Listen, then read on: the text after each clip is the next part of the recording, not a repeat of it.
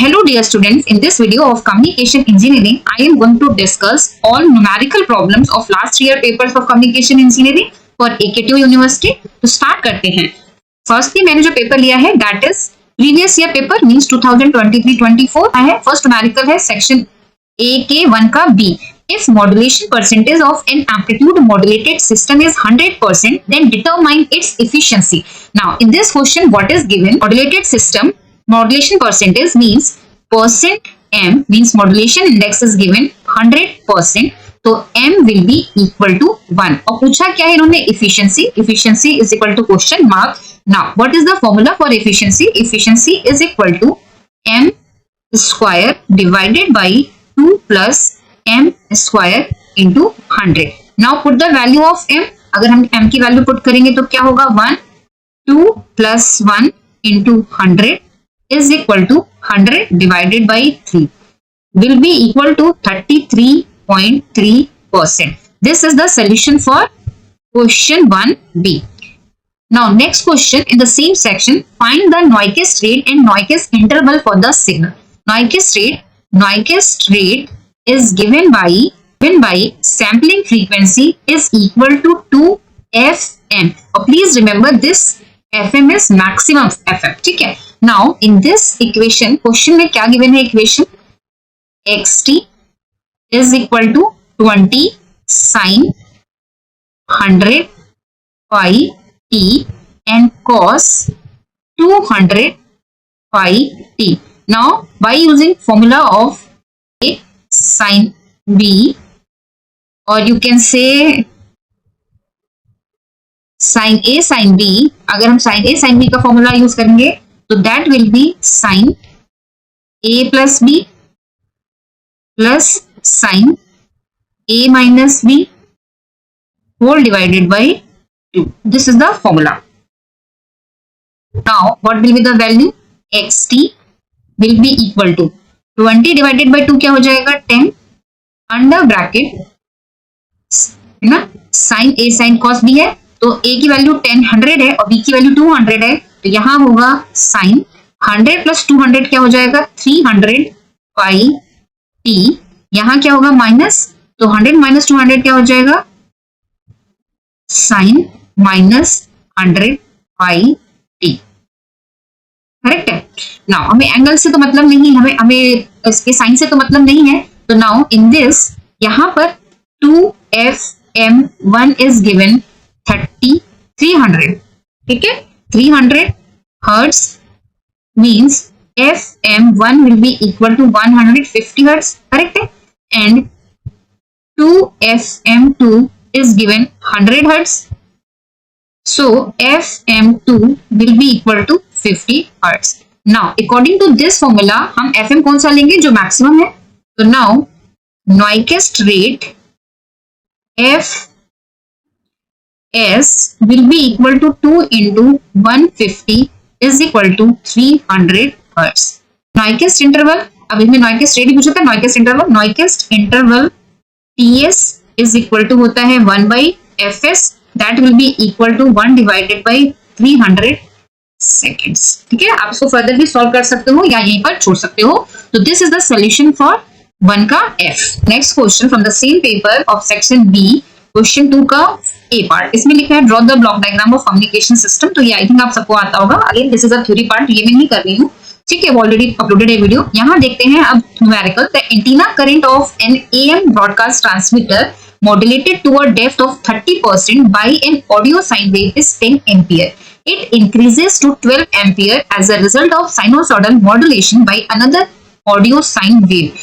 What is the modulation index due to the second wave? ठीक है, तो हमें सेकेंड वेव, तो सबसे पहले जो गिवन है that is modulation index 1 given है. अगर हम परसेंट की बात करें तो 30%, अगर हम परसेंट की बात करें तो दैट इज 30%, और अगर हम सिंपल नो मॉड्यूलेशन इंडेक्स देखें तो दैट विल बी 0.3. करेक्ट है.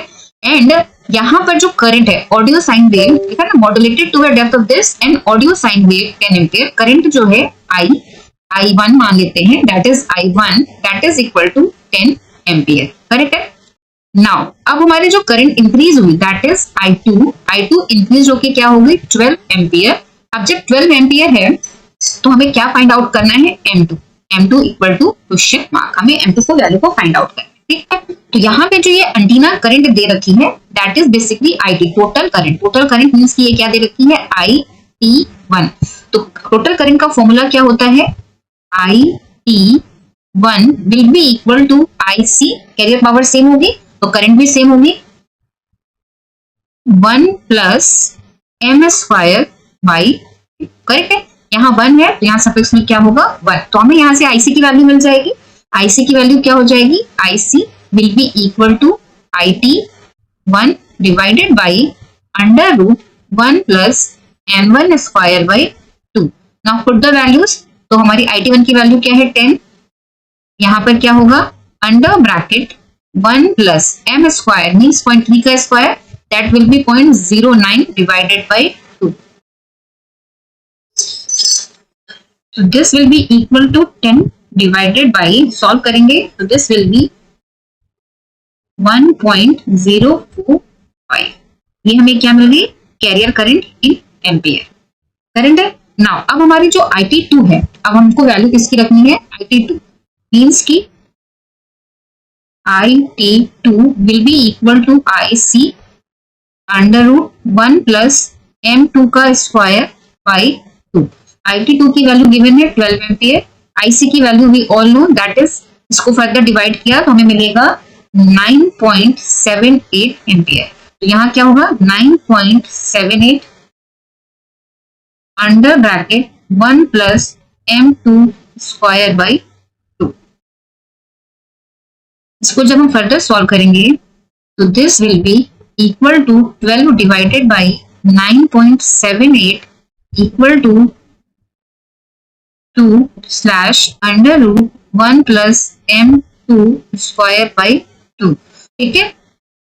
तो this will be 1.226 is equal to under root 1 plus m2 square by 2, ठीक है।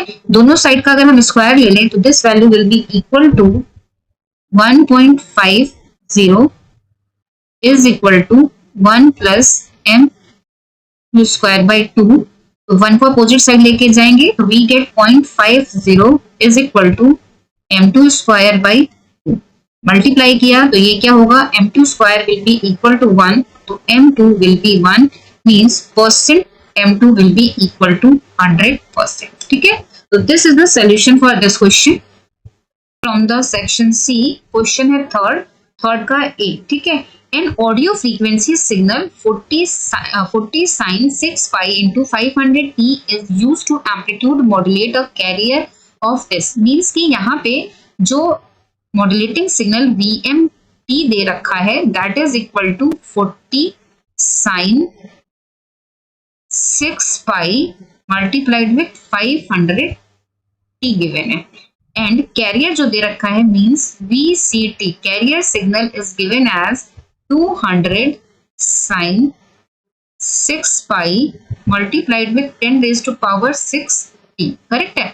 नाउ अब हमें इसमें फाइंड आउट क्या करना है, फर्स्ट फाइंड आउट करना है amplitude of the message signal. VM means कि दिस इज मैसेज सिग्नल। अब इसको अगर हम कंपेयर करें, वी ऑल नो कि मॉड्यूलेटिंग सिग्नल का जो फॉर्मेट होता है that is VM sin 2 pi FMT। तो अगर हम इस सिग्नल को और इस सिग्नल को कंपेयर करें तो amplitude of message signal, amplitude of message signal capital VM will be equal to 40 volt, ठीक है। तो ये हमारा होगा first part. Now second part is amplitude of each side band। second part is amplitude of each side band। amplitude of side bands is given by side band amplitude is given by MEC M capital VC by 2, ठीक। Modulation index M is equal to VM by VC। VM की value हमने यहाँ find out की 40। हम career वाले signal को check करेंगे तो हमें यहाँ VC की वैल्यू क्या मिल गई 200। सॉल्व किया तो 40 से यहाँ क्या आया 1/5 that is equal to 0.2 means अगर परसेंट मॉड्यूलेशन की बात करें तो this will be 20%, otherwise modulation index is 0.2। Correct है। नाउ अब हमें क्या चाहिए थी, साइड बैंड एम्पलीट्यूड, मीन्स कि हमें इस फॉर्मूले पे वैल्यू पुट करनी है, चाहे अपर साइड बैंड हो लोअर साइड बैंड हो। साइड बैंड एम्पलीट्यूड क्या हो जाएगा, side band amplitude will be equal to M की वैल्यू है 0.2, कैपिटल वीसी की वैल्यू है 200 डिवाइडेड बाई 2। ठीक है, यहाँ पे सॉल्व किया तो दिस विल बी 2 से यहाँ डिवाइड किया तो क्या आएगा 100 means 0.2 into 100 is equal to 20 volt. ठीक है, ये हो गई साइड बैंड एम्पलीट्यूड। इसके थर्ड पार्ट में क्या पूछा है, total power delivered to the load of 5 kilo ohm. तो टोटल पावर कैलकुलेट करने से पहले हम कैरियर पावर कैलकुलेट करते हैं पीसी। ठीक है, फोर्थ वाला पार्ट पहले करेंगे। Fourth part, carrier power PC is given by V C RMS divided by R, ये होता है ना पावर का फॉर्मूला। तो कैरियर पावर क्या वैल्यू है 200 डिवाइडेड बाय √2 का whole square divided by R की वैल्यू क्या क्वेश्चन में दे रखी है 5 किलो ओम ना, 5 किलो ओम, तो हम यहाँ लिख लेते हैं 5 10 रेज टू पावर 3। ठीक है, नाउ सॉल्व करेंगे तो PC will be equal to 200 का स्क्वायर क्या होगा, दिस वन 40,000 डिवाइडेड बाई √2 का स्क्वायर क्या होगा 2, यहाँ क्या होगा 5 इंटू 10 रेज टू पावर 3, 10 की पावर 3 से 1 2 3 0 कट गए। Now we have 40 divided by 10 is equal to 4 watt. ठीक है, फोर्थ पार्ट डन हो गया। अब हम करते हैं थर्ड पार्ट। थर्ड पार्ट में पूछा है टोटल पावर, तो PT is equal to PC 1 plus M square by 2। Now we have all values, तो वैल्यूज पुट करते हैं। PT is equal to, PC की वैल्यू है 4, यहाँ होगा 1 प्लस 0.2 का square by 2, that will be equal to 4, 1 plus 0.04 divided by 2 is equal to 4 into 1.02 is equal to 4.08 watt। ठीक है, फोर्थ पार्ट में डन हो गया। Now last part is transmission efficiency. Transmission efficiency, fifth part, transmission efficiency percent efficiency is given by m square 2 plus m square into 100। Now put the values, m square की value क्या हो जाएगी 0.2 का square divided by 2 plus 0.2 का square into 100 is equal to 0.04 divided by 2 plus 0.04 into 100। जब इसको हम solve करेंगे then we get 0.04 divided by 2.04 into 100. Now this value will be equal to 4 into 100 divided by 204. Further solve किया 400 divided by 204 is equal to 1.96%. Now one more derivation question from section C. Question number 6 part B. Prove that for a PCM signal to quantization noise ratio in dB is given as 1.8 plus 6R, where R represents the number of bits per sample. Means हमें क्या prove करना है? We have to prove S Q N R is equal to 1.8 plus 6R. ठीक है, SQNR signal to quantization noise ratio is given by signal power divided by quantization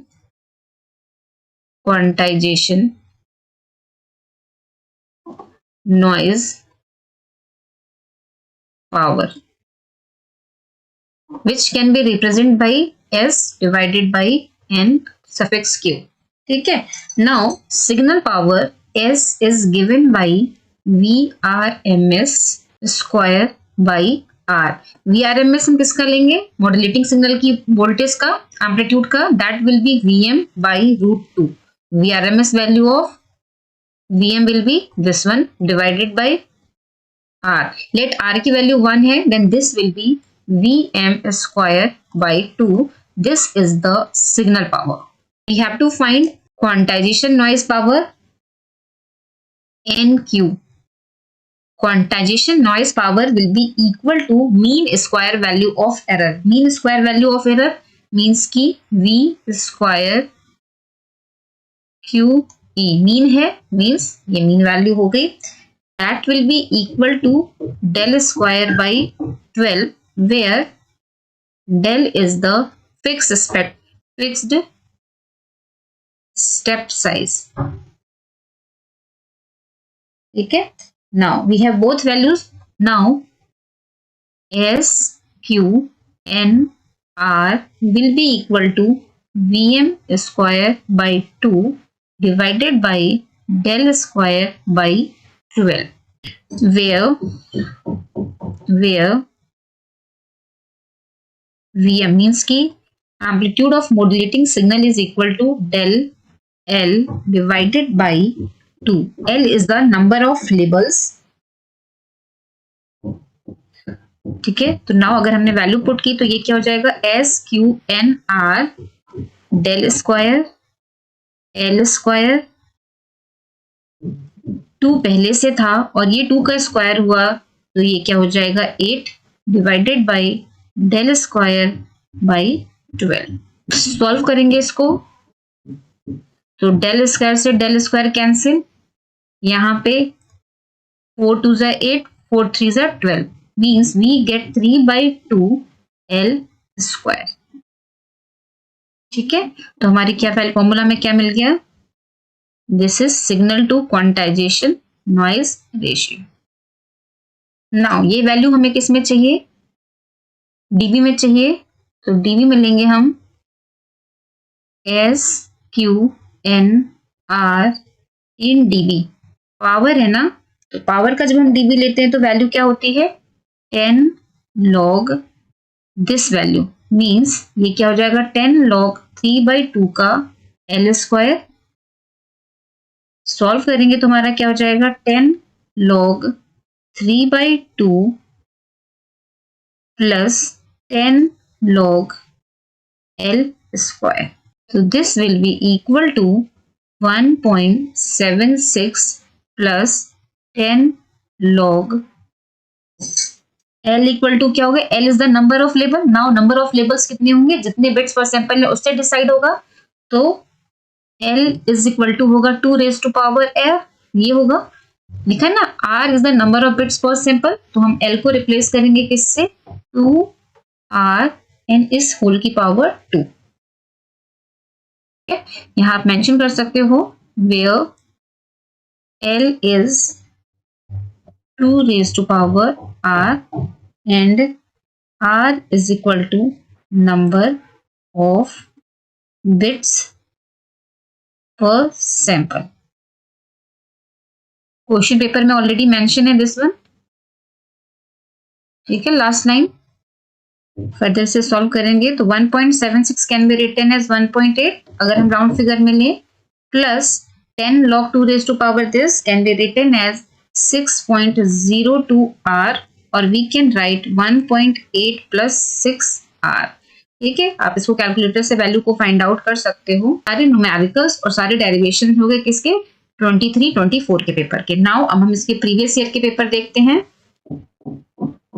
Now, communication engineering previous year paper of A session 2022-23.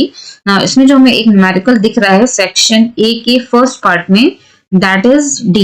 लिखा है find the bandwidth of frequency modulated signal having frequency deviation of 30 kilohertz and maximum masses frequency is 500 hertz.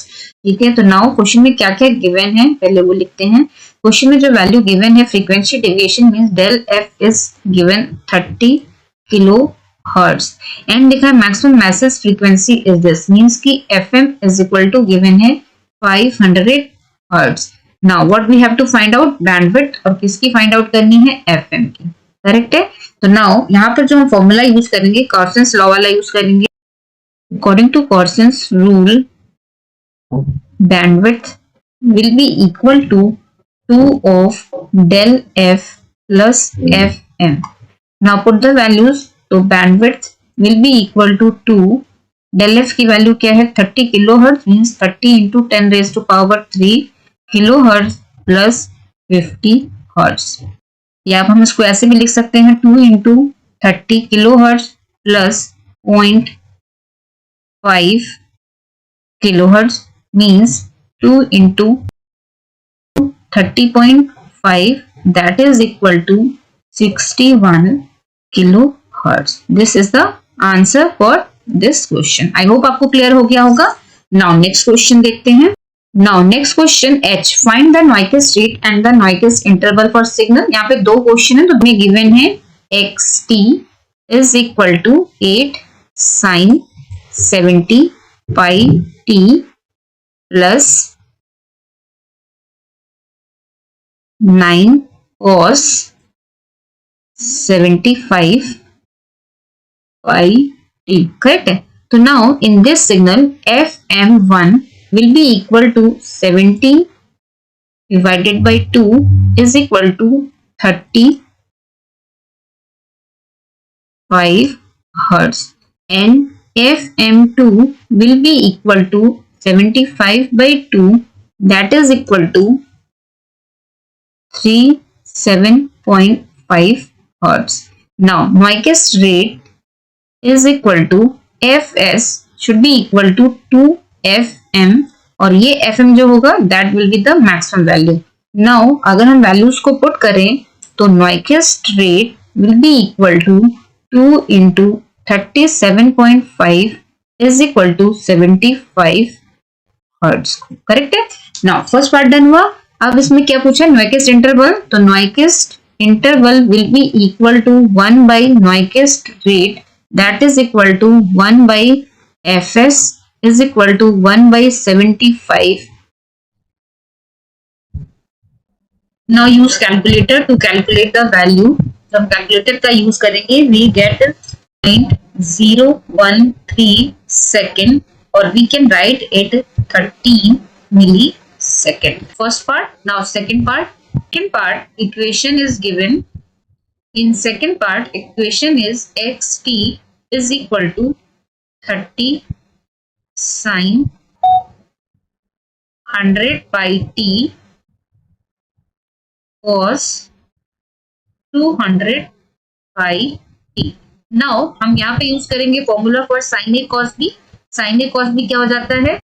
We all know sin a cos b is equal to sin a plus b plus sin a minus b और इस whole का 1 by 2.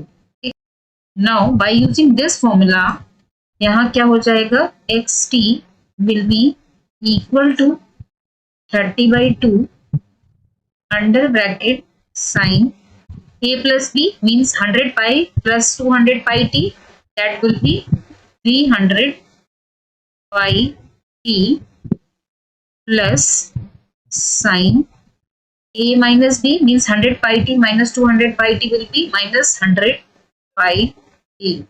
So now this will be equal to 15 sin 300 pi t minus sin 100 pi t. Now fm1 क्या होगा? fm1 will be equal to 300 divided by 2 is equal to 150 hertz, and fm2 second modulating frequency क्या हो जाएगी? 100 divided by 2 is equal to 50 hertz. So now Nyquist rate means fs will be equal to 2fm maximum वाली, that will be equal to 2 into 150 that is equal to 300 hertz. This is Nyquist rate. Now Nyquist interval will be equal to 1 by fs or we can say 1 by 2fm maximum वाला. ठीक है, maximum वाला that is equal to 1 by 300 equal to 0.0033 seconds, or we can say 3.3 millisecond. So this is the solution for the second part. Now next question, इस page पर एक question है हमारा this 6 का ए पार्ट, ये करते हैं। दिस क्वेश्चन क्या लिखा है, define delta modulation, theory part तो आप कर लोगे। एंड फिर लिखा है if a baseband analogue message is converted into PCM with a maximum message frequency 40 hertz, if this signal is sampled and encoded by 8-bit encoder, then obtain the bandwidth of PCM. PCM की bandwidth find out करनी है। Now firstly यहाँ पर given क्या क्या है, यहाँ पे मैसेज फ्रीक्वेंसी गिवन है, means modulating frequency FM is equal to given है 40 हर्ट्ज, ठीक है। नंबर ऑफ बिट्स गिवन है इनकोडर की, तो स्मॉल n गिवन है दैट इज 8, यहाँ पे n इज इक्वल टू दे रखा है 8 bits, and we have to find out bandwidth of PCM. हमें ये find out करनी है। bandwidth of PCM is given by bandwidth is equal to RB by 2, ठीक है।